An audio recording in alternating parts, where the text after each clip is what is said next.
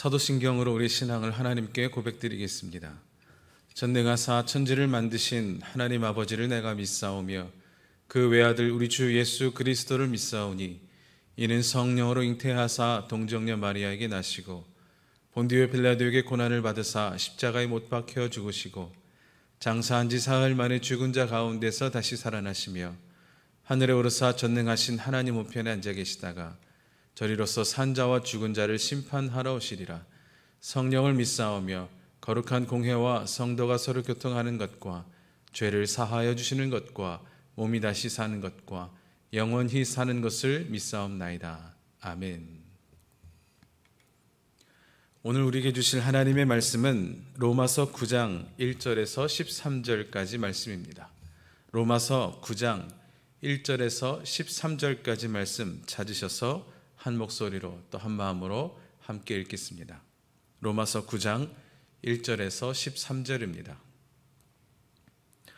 내가 그리스도 안에서 참말을 하고 거짓말을 아니하노라.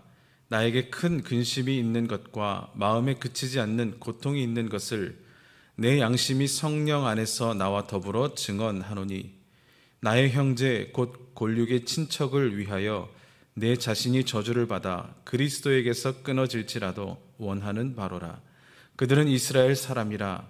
그들에게는 양자됨과 영광과 언약들과 율법을 세우신 것과 예배와 약속들이 있고 조상들도 그들의 것이요 육신으로 하면 그리스도가 그들에게서 나셨으니 그는 만물 위에 계셔서 세세의 찬양을 받으실 하나님이시니라. 아멘. 그러나 하나님의 말씀이 폐하여진 것 같지 않도다. 이스라엘에게서 난 그들이 다 이스라엘이 아니요 또한 아브라함의 씨가 다 그의 자녀가 아니라 오직 이삭으로부터 난 자라야 내 씨라 불리리라 하셨으니 곧 육신의 자녀가 하나님의 자녀가 아니요 오직 약속의 자녀가 씨로 여기심을 받느니라. 약속의 말씀은 이것이니 명년 이때에 내가 이르리니 사라에게 아들이 있으리라 하심이라.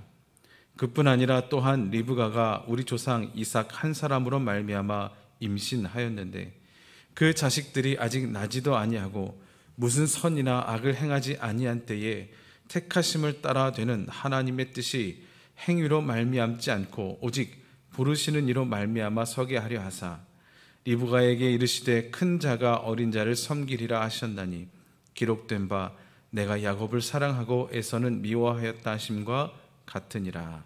아멘. 새벽마다 로마서의 말씀을 함께 나누고 있습니다. 오늘 말씀의 제목은 타인의 구원을 위해 근심하는가입니다. 타인의 구원을 위하여 마음을 쓰고 고민을 하고 근심을 하는가. 오늘 본문에서 바울은 마음에 있는 근심과 고통에 대하여서 이야기를 하고 있습니다. 그 고통은 바로 같은 유대인들을 향한 마음의 근심이요 고통입니다. 1, 2절 첫 부분이 이렇게 시작하죠. 내가 그리스도 안에서 참말을 하고 거짓말을 아니하노라. 이 말의 표현은 지금부터 바울이 이야기할 내용의 권위와 확신을 더욱더 강력하게 부여하고자 이렇게 말하고 있는 겁니다. 내가 그리스도 안에서 참말을 하고 거짓말을 아니하노라. 내가 그리스도 안에서 이야기하는 것이다. 구약에서 맹세할 때에 내가 여호와의 사심을 가리켜 말하노니 라고 할 때 여호와의 사심으로 라고 하는 것처럼 그런 표현과 같은 맥락에 있는 표현인 것이죠. 내가 그리스도 안에서. 그것은 바로 바울의 마음에 있는 근심과 고통에 대하여서 지금 이제 이야기하고 있는 겁니다. 그저 개인적인 근심과 개인적인 고통의 문제가 아닙니다. 양심과 성령의 증언으로 인한 근심과 고통이라고 이야기를 하고 있습니다. 3절에 보면 그 근심과 고통의 대상이 누구인지를 알려주고 있죠. 나의 형제 곧 골육의 친척을 위하여. 바울의 친인척, 아주 가까운 친척들만을 말하는 것이 아니라 4절에 말하는 것처럼 이스라엘 백성을 가리키고 있는 겁니다. 자신도 예수님을 믿고 따르는 자들을 잡아 죽이던 자였습니다. 잡고 그들을 감옥에 가두던 자였습니다. 자신이 그들을 위하여서 하는 일이 핍박을 가하는 일이었습니다. 그런데 지금 이 이스라엘 백성들이 그렇게 하고 있으며, 또 그렇게까지는 아니다 할지라도 이스라엘 백성들은 대부분 다 예수 그리스도를 반대하고 있었기 때문입니다.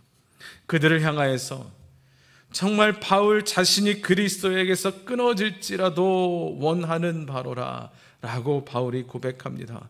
그리스도에게서 끊어진다는 것을 바울이 그 의미를 잘 몰라서 했을까요? 아니라고 생각합니다. 바울은 그리스도에게서 끊어진다는 것이 그 누구보다도 잘 아는 사람이 바로 바울일 겁니다. 그러한 바울의 고백이라는 것이죠. 그만큼 같은 민족, 같은 동족인 이스라엘 백성들을 얼마나 사랑하고 그 마음에 품고 있는지를 잘 알 수 있습니다. 출애굽 때에도 금송아지를 만들어서 우상을 만들어 죄를 지을 때에 모세가 하나님 앞에서 기도했던 그 기도가 있습니다. 하나님의 그 기록하신 책에서 내 이름이 지워져도 좋으니 이들을 용서해 달라고 한 것이죠. 정말 이 같은 민족 이스라엘 백성들을 향한 사랑의 마음이 어떠한지를 알게 해줍니다. 4절에 보면 이스라엘 사람들에게는 양자됨이, 그리고 언약들과 율법을 세우신 것과 예배와 약속들이 있다고 말합니다. 이스라엘 사람들에게는 출애굽기, 신명기, 이사야, 호세아, 말라기 등등의 구약 성경에서 계속되어 이스라엘 백성은 하나님의 자녀된 백성이요, 하나님의 자녀라는 사실을 증거하고 기록하고 있습니다. 그래서 그 양자됨이라고 이야기를 하는 것이죠. 이스라엘 백성이 하나님의 자녀라는 사실에 대하여 이야기하고 있는 겁니다. 물론 신약에서 우리가 하나님을 부를 때에 아빠, 아버지라고 부를 수 있게 해주신 것, 그것은 아빠, 아버지는 더욱더 친밀한 관계에서 부르는 것인데요, 구약에서는 그렇게까지는 아닌 것으로 보이기는 합니다. 신학자들이 이야기하기를 구약 당시에는 군주와 백성 사이에 군주를 아비로 여긴 것과 같은 그러한 모습의 관계일 것이다 라고 추측을 하기는 합니다. 그렇게 이스라엘 역사 가운데 있었던 하나님이 이 백성을 자녀 삼아 주셨던 것, 그리고 하나님이 그 백성의 역사 가운데 보여주셨던 하나님의 놀라운 영광, 그리고 이 민족에 주셨던 언약들이 있죠. 그뿐 아니라 모세를 통하여 주셨던 그 누구도 아닌 이 백성들을 향하여 주셨던 율법이 있고, 하나님이 구속사적 역사의 그 의미를 가지고 만들어주신 제사제도, 그 예배에 대해서도 있었고요. 그리고 아브라함, 야곱, 이삭과 같이 그 한 사람 한 사람에게 개인적으로 주셨던 약속들도 있다는 겁니다. 그 약속이 후손에 대한 약속이죠. 즉 하나님과 택함 받은 이 민족, 이 이스라엘의 역사는 하나님과는 뗄래야 뗄 수 없는 수많은 일들이 있었다는 겁니다. 그것뿐인가요?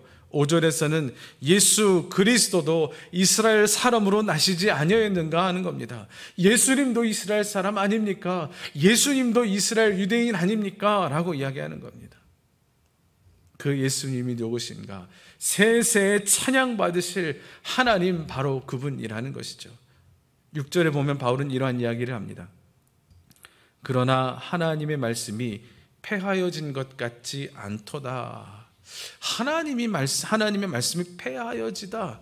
바울이 이런 말을 잘 사용하는 사람이 아니죠.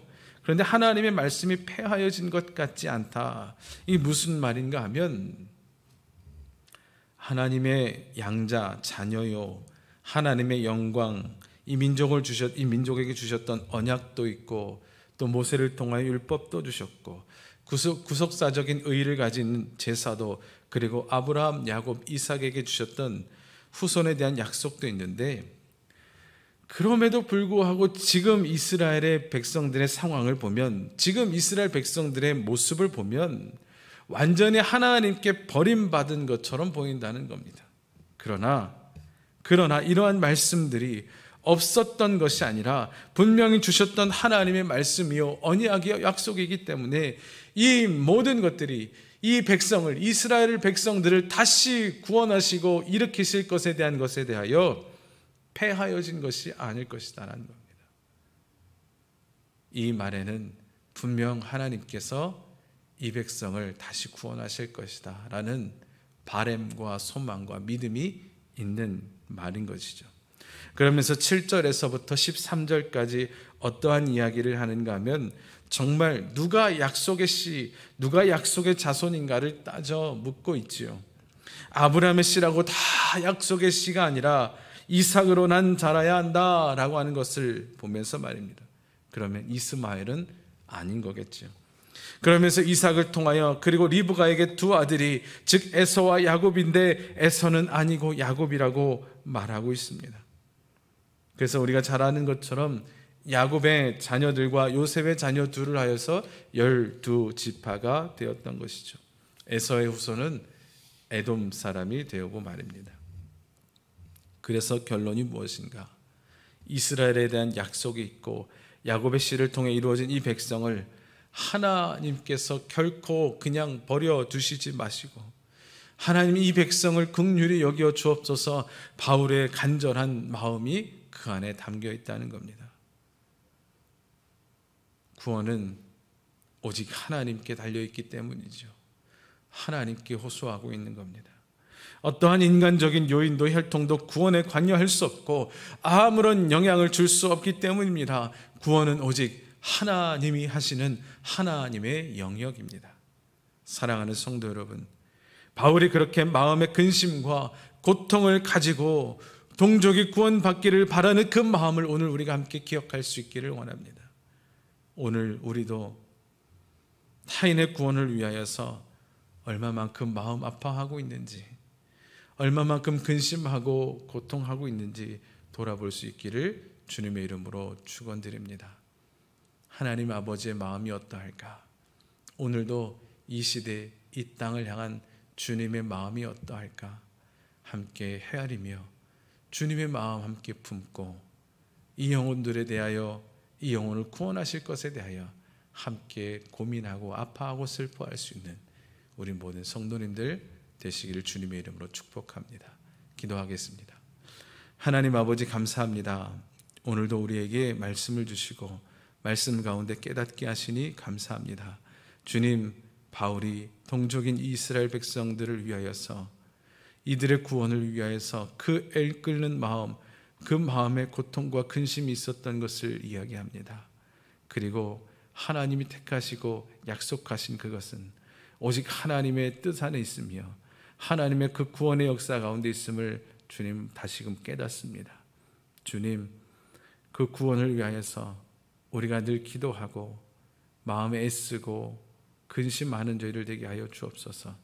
주님이 오늘 이 땅을 어떻게 바라보실 것인가, 주님의 마음을 품고 헤아릴 줄 아는 저희를 되게 하시고 그 마음으로 기도하고 그 마음으로 복음을 전하는 저희를 되게 하여 주옵소서.